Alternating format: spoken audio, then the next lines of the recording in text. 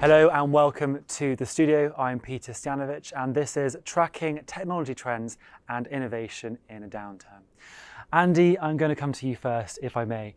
When we think about some of those technologies, solutions, metaverse, Web 3.0 that we've been hearing a lot about recently, should we think about shelving them, or do you think there's an opportunity for them to become more mainstream moving forward in the near future? At times like this, you've got to be thinking about how to continue and protect your core business. So how do you help your business survive in a really challenging environment? I think we've got a really challenging set of times we've been going through, and we still continue to go through. But you have to find some space to be thinking about what works for your business, and whatever that is. In my case, as a low-cost gym chain, we're a pretty lean business, so we are doubling down on making sure we've understand our cost control and sorting our efficiency and thinking about how we use technology to really enable and accelerate that. But also on the other side, what does this current situation give rise to in terms of opportunities? So from our point, it will be what's our consumers doing in terms of their own fitness and wellness and their nutrition, and are there other opportunities that are there for us, and how can we reserve some time and some spend to be able to look at those? And maybe that's working with partners, or whether that's working with other interesting companies who are doing stuff in that space, or things we're doing ourselves, of which we've tried both over the last few months. But I think you've got to find a way to keep your core and support your business surviving and doing what it's doing, but also find space to do the new and interesting stuff as well. Christine, I'll come to you next. Interesting sector you found yourself in at the moment. Clearly, other macro trends are occurring as well. What's your position on whether some of those perhaps more fun, exciting things that were on the horizon should be put back, I'm afraid? I think never let a good crisis go to waste. And so obviously the energy sector has been quite turbulent in the last year, but actually it's given us opportunities. For the first time, consumers are really thinking about their energy usage. They have a recognition about the global energy and where it's coming from, and Russia's part in that. And so I think actually there are things, and particularly when we're looking at machine learning, there are capabilities that we're building out that will help consumers to really think about how they can be most efficient, which this current period is to drive down cost for them, but also is more efficient in terms of energy usage, which is greener. And so I think that there are certain technology trends that we will definitely be increasing and accelerating. And then there are other things we're unlikely to be spending much on quantum computing, and there's things like that where obviously there are companies that are invested in those technologies. So I think that we will pick and choose the ones, as Andy says, pick and choose the ones that are most relevant to us. I think the danger in a downturn is that you go into cost-cutting mode completely. And really, that's really dangerous because you can't really recover from that too easily. Really quickly, what are those technologies that you're looking then to upstart rather than put aside? So definitely technologies around machine learning, AI, both in cost optimization of our operations, but also, as I say, in terms of our products. But then as you think about the energy ecosystems and you start getting electric vehicles plugged into the grid and being able to give energy back to the grid or to power other things in your house, you start getting into Internet of Things. And so looking at that smart technology and the connectivity between different devices. It's not all or nothing with some of these things, right? There will still be good use cases and opportunity in new technology. In the not-for-profit space, things like cost efficiency run core through what we do, but it's not just about cutting costs, it's about looking for efficiencies and effectiveness increases as well. So I think if you can still find the use case, if you can still find the space to experiment without going full fat, in a large grandiose project, I think that can still pay benefit and actually potentially help you with the traditional cost cutting, quote unquote, that you would have otherwise fallen back into. So I think that for me is certainly what I've got in my mind. Great question, because actually the business that I'm in is in big technology. And so I work for a pharmatech, and we do drug discovery using artificial intelligence. And so we can't exist without this big technology. We are exploring things around quantum computing, machine learning, artificial intelligence. That is our business. So actually these kinds of technologies are here to stay. and they're just going to become deeper embedded into society. I don't think it's going to be business that's actually going to decide if we shelf it. I think it's going to be the consumer, because a lot of trust has been lost in these kinds of technologies, or the businesses that are pushing these kinds of technologies, like the Facebooks, rebranding as Meta. I don't know that that actually dissolves the trust issue that exists. So I think trust is going to be the vehicle that will then encourage more adoption of these bigger technologies across industries. And you mentioned, Eileen, just on doubling up on what you've just said there, you'll look more at quantum and AI because that's the remit of your organisation and the purpose almost. How have you had to adapt your strategies for the next 6 to 12 months based on what we've seen the last year? Or actually, is it a case of doubling down on what you already would have done? We have had to make some slight adjustments in response to what's been going on in the world. But no, it has not changed what we're doing, how we do it. It has possibly influenced the velocity at which we're trying to achieve our mission. It's actually increased the velocity. There's a greater sense of urgency. But generally and strategically, no, it hasn't really influenced it. Well, that nicely leads me on to questioning Leon, really, which is, first of all, looking at some of the clients you're working with in the industry as a whole, do you think we are actually entering into a downturn? From our perspective of working with a lot of different clients, haven't seen anything that resembles some of the previous crises where it was very obvious that there is change in response to what is happening. I think this is a more prolonged thing, and it's not very clear yet. We're not officially in a recession, for example, so we don't really know. Everybody's trying to guess. We're not seeing a huge amount of change in the way our clients are operating. And I think also, going back to the pandemic, I think a lot of organizations feel that they can push through change and continue on their trajectory even when something big is happening. And maybe when you look back to those times, things don't look so bad anymore. In contrast, the nadir was already reached. Yeah. Maybe we've been somewhere so deep that now it just doesn't seem so deep. But we don't see a huge amount of change. Yeah. And then would that extend then to the technology team? So with tech leaders looking at the strategies for the year ahead, do you not see much change with that perspective and what can be achieved? I don't think so. I think the smarter organizations are continuing to invest. I think that even if there is a downturn, I think it is good to invest in a downturn. There's a lot of opportunities that are opening up. I think that some organizations might think that one of the biggest dips at the moment is tech. Nasdaq is down like never before. There's been times before that it's been down, and I think that's why smart organizations, again, are going to look at that and say, this is a blip. We need to continue working and making our organizations be able to compete with that, and going to continue to invest. Yeah. Okay. Andy, I'll come on to you next then, because Pure Gym growing quite significantly in different markets as well. And it's a leisure part of the industry where, perhaps the falls of the industry might be different to energy, for example. So have you thought about adapting or changing your strategy or your vision for the year ahead based on what we're seeing macroeconomically at the moment or not? I think there's, look, we're a consumer-led business in the value sector, so we're really affected by what's going on at the moment. Our understanding how our members, our customers react and behave is something we're very on top of, because cost of living crisis is affecting our core customer base, and understanding how they're reacting to it. We've seen our numbers were coming back post-COVID. They've sort of stalled about 90% of what it was.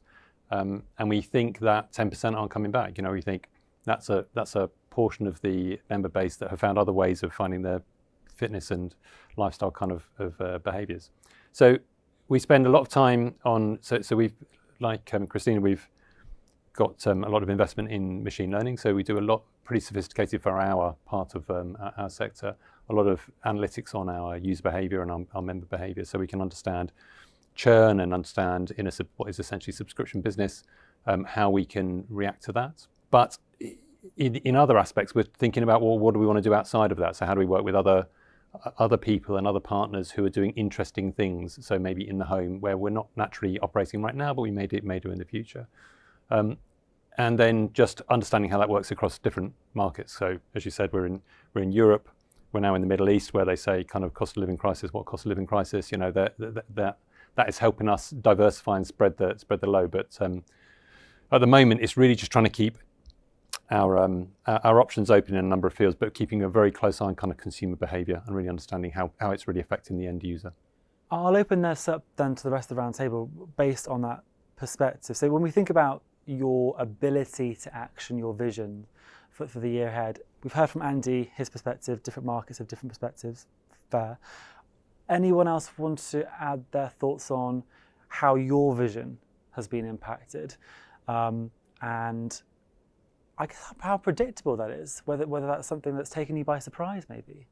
I think for us, 22 has been a challenging year because we've had to react so much to the market and to what the government has brought in terms to reacting to the market.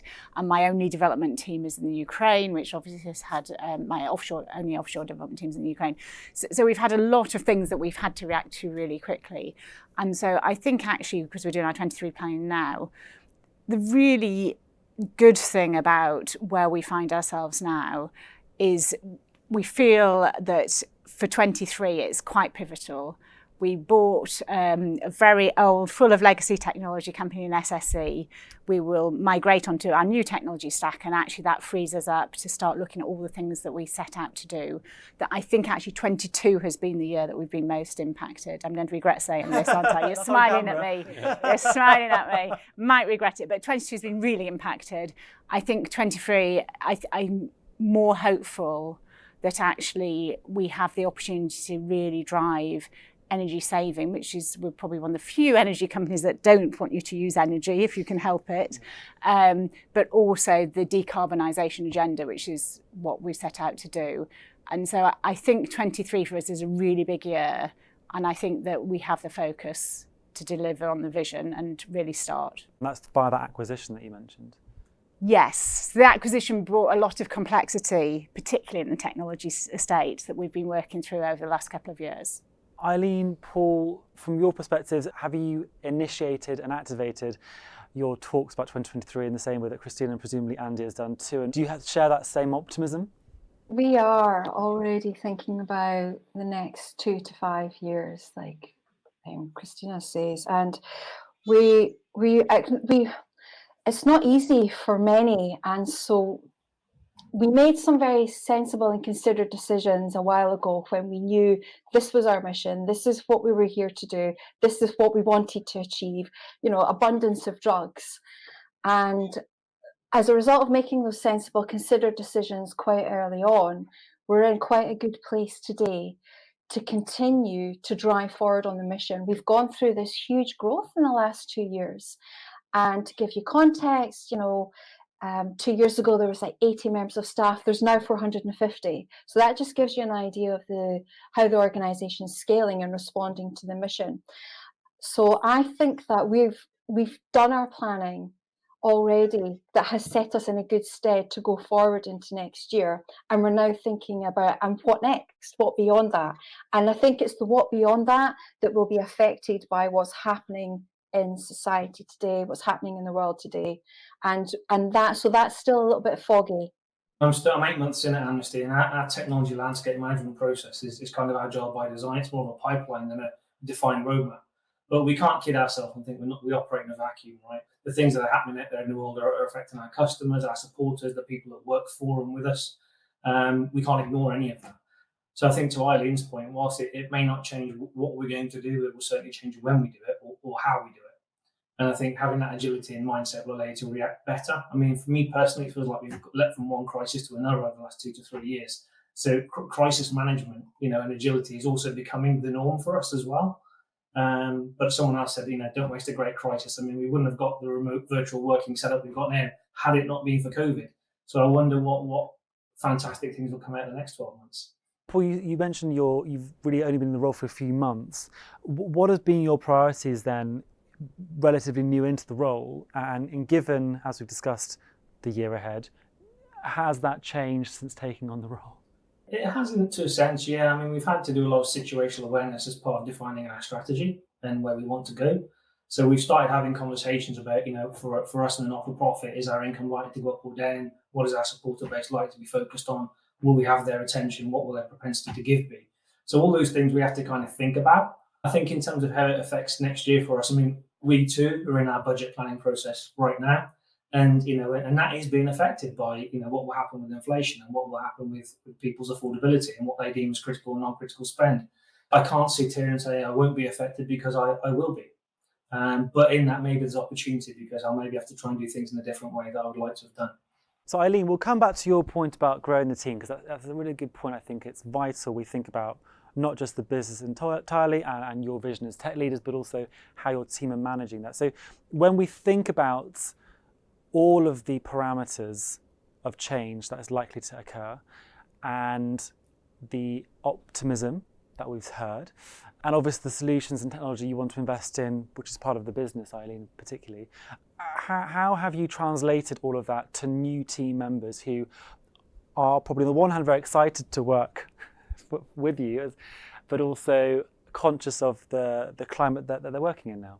In the business, the majority of the business speak science. And actually, when you bring in technology people, they don't really understand the science, they don't understand the language. And so there's this real translation that happens. And that's the first challenge that we have to overcome. Just to help them understand the vision. A lot of people are actually attracted to this business because they believe in the mission. It speaks to one of those fundamental values that people have about making a difference in the world. And we're a bunch of innovators. Everybody who works here are just innovators. They have an entrepreneurial spirit about themselves. So everybody feels like they are empowered, they can make a difference, they have autonomy.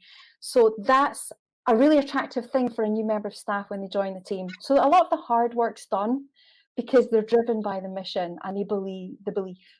From your position, are there some universal take-homes about how a tech leader should guide their tech teams through moments or climates or contexts of change such as we're facing? I think the most important thing is to continue building, continue doing what you're doing.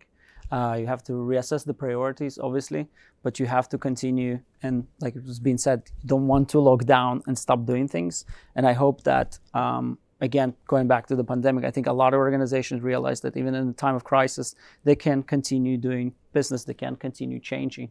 And some of them been set already on that trajectory.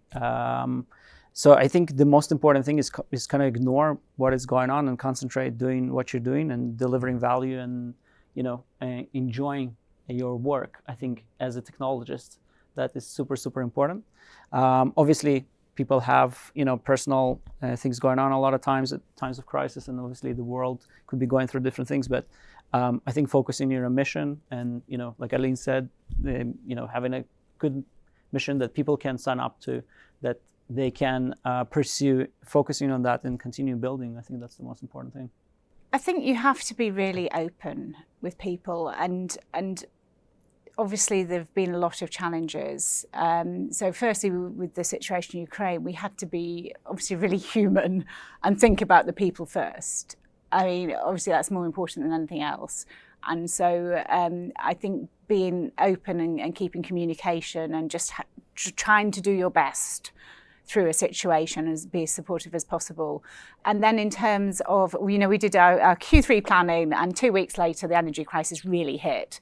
But there's nothing as scary as a Daily Mail headline. So actually, the best thing you can do is talk to your teams and say, I know that we'd planned to do all these things, but now we're doing these things. And the reason we're doing these things is there are a lot of very vulnerable customers that need help. And so actually, that's what we're going to be focusing on now. So people will get it. I think you just need to take people with you and keep the open lines of communication and allow people to ask questions and share their fears and just work through it together. And on the flip side, what about the CEO and board? How do you manage, if I can again use that word, their expectations of what the company should be doing versus what you are all seeing on the ground? I mean, I think it's just the same communication upwards, isn't it? And so if you think about the situation we're in, is we have a lot of complexity we're trying to move away from. And there's lots of things, people get very excited about all the shiny new things, and you do have to keep going, that's great, but actually there's some hard yards and we do have to focus and get through this bit. And so I think it's just being able, we spoke in another panel about storytelling, so it's being able to make sure that you're articulating exactly where you are, why you're in the place you are, and actually how to move forward and take people with you on that story so that they understand and trust you to do the right thing. So I think this is the time you have to earn your money as a leader. So it's very easy when times are good and there's lots of capital around and we're doing cool projects. That's a great time, you know, that's nice. But actually when times are hard and you've got to be the person helping your own teams understand the challenges as a business, calming them down and making them realize what we have to do as a team, reminding people. I think we're all lucky here to be working in reasonably mission-led businesses. You know, we're lucky that if everyone does their job in my business, people get healthier. That's a great place to be.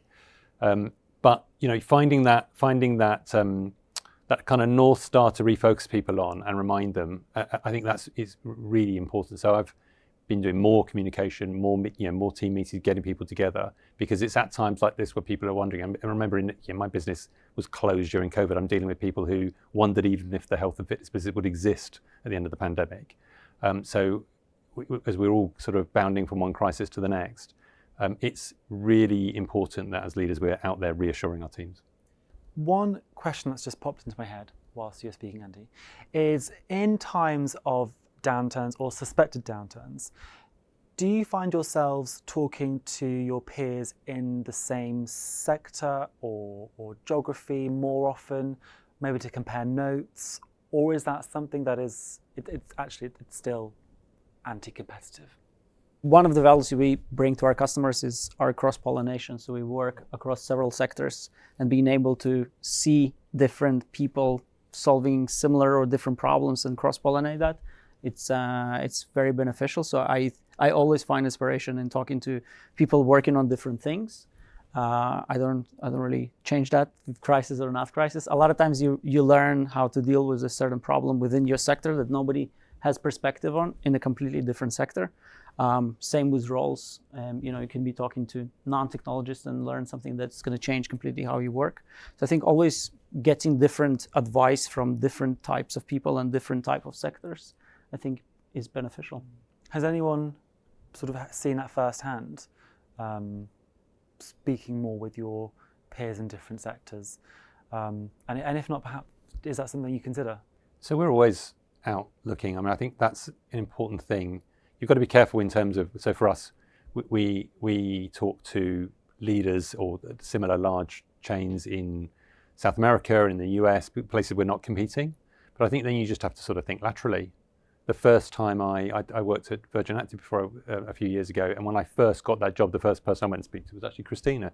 She was working at the FT at the time, and you make that thing of, well, hang on, we're a subscription business, they're a subscription business, what can I learn? And I think that's you've got to sort of think laterally about what are there, what other comparators are there, not just in your own sector, but you've got to look wider. Did you learn anything, Andy? Yeah, it was incredible words of wisdom, yes. He's not Persian. And just on that, Paul, I'll come to you next, because obviously your sector as non-profit, do you find yourselves sharing those insights more often than the private sector, or is that perhaps a bit of a naive position of mine? I believe as a technology leader, we're generally stronger together. Where 90% of what we focus on is transferable in terms of providing services and making, providing critical advantage to the organisations. So I learn a lot. I mean, I try to be resourceful in what I do, because at the end of the day, the challenge that I might be facing for the first time, someone else may have navigated 3 or 4 times over. So why wouldn't I ask that question and seek to learn? And if I don't do that, I think that's a little bit ignorant of me. But that's why we attend events like this, right? It's why we share our knowledge, why we share our ideas. And I think that's the way we help our team too, because they're head down, they're against the grindstone. Someone has to look up from the desk to the horizon to say, how can I help my team? How can I provide ideas, additional perspectives, new insights, whether that be in industry or not? I mean, I've learned a lot from the automotive sector. I've learned a lot from others that are in the not in the not-for-profit sector. because customers, supporters, it's still a demographic we're trying to attract and retain. So I think there's a lot in it, and I think we have to be open to it. All future is uncertain. That's the premise of it all. But it seems particularly uncertain at the moment. So what would be your one bit of advice to another technology leader to calm them, or to advise them on how to calm their team, get them prepared and organised for a particularly uncertain future? Christina, sorry, I'll go with you first. Advice, one piece of advice. I think, honestly, the biggest opportunities do come out of uncertainty. And, we all saw it with COVID, we'll see it with the energy crisis. And so I think actually it's just how do you take and look for the opportunity that perhaps you wouldn't have been given before. None of us would have been able to work 100% remote apart from COVID happening and putting in all that technology. And so I think take the opportunities as they come. So see it as the upside rather than downside. Yeah, I'd build on that point. I think constraint always breeds creativity. So you've got to try and look for the positivity. We're really lucky to work in the technology field where pretty much the only way to make the most of these situations and to be leaner, faster, more cost effective is to use technology effectively. So that's an amazing place to be. I think you need to find your place where you can immediately add value and demonstrate that. And I think that's, if you can sort of hone in on that, you'll be fine. Try and remove friction in the business and maybe add value. One of the ways that I'm looking at going to do this next year is actually to look at where people, process and technology intersect in order to drive efficiency, pace and innovation across the business. So that's automating some of the processes that people might do with the technology. So if you look at where these intersect, you can actually drive innovation and change and add value without having to look beyond and fear the unknown. The only constant we're facing is change. So I think my advice to you all would be to have a good disruption management approach, because we will have industry-led opportunity, we will have customer-led opportunity, we will have trend analysis that gives us insights on what we should pivot to or focus on, and we will have innovation through technology roadmaps and products and services that come to market. So I think the ability to react to that, to sense for it, to understand it and leverage it is probably the most important thing for me. Leon, let's close the roundtable with you. What's your main bit of advice? I would say continue delivering value, like has been said here. And the best way to do that is to concentrate on your users. That can be your customers, that can be internal users within the organization. Continue solving their problems. And maybe you need to reprioritize things because the world is changing. Continue prioritizing, but if you focus on that, I think you will succeed.